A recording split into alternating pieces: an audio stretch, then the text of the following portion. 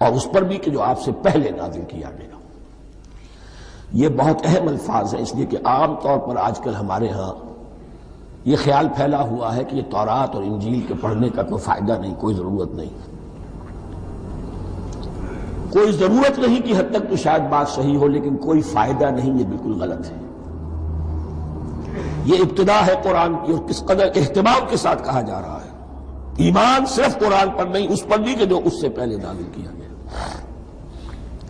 اور سورہ نساء کی آیت، اور سورہ نساء نازل ہوئی ہے کہیں جا کر سن 6 ہجری میں، یا ایھا الذین آمنوا آمنوا باللہ ورسولہ والکتاب الذی نزل علی رسولہ والکتاب الذی انزل من قبل۔ تو اس سے ایمان جو ہے تورات پر اور انجیل پر اور زبور پر اور صحف ابراہیم پر، اجمالی ایمان کی جو اہمیت ہے اس کو اچھی طرح سمجھ لیجیے۔ البتہ یہ ہے کہ چونکہ ہم سمجھتے ہیں اور جانتے ہیں کہ ان کتابوں میں تحریف ہو گئی ہے، لہذا ان کتابوں کی کوئی شے قرآن پر حجت نہیں ہوگی۔ جو چیز قرآن سے ٹکرائے گی ہم اس کو رد کر دیں گے، ان کتابوں کی کسی شے کو دلیل کے طور پر نہیں لائیں گے۔ لیکن جہاں قرآن مجید کی کسی بات کی نفی نہ ہو رہی ہو تو بہت سے حقائق ہمیں ان کتابوں ہی سے ملتے ہیں۔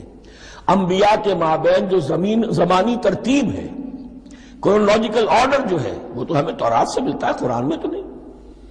قرآن میں کبھی حضرت نوح کا ذکر بعد میں ہے، حضرت موسیٰ کا پہلے، وہاں تو کسی اور پہلو سے ترتیب آتی ہے، لیکن وہاں ہمیں تاریخ ملتی ہے ابراہیم کی، اسحاق کی، یعقوب کی، انبیاء بنی اسرائیل کی، موسیٰ کی، یہ ساری چیزیں۔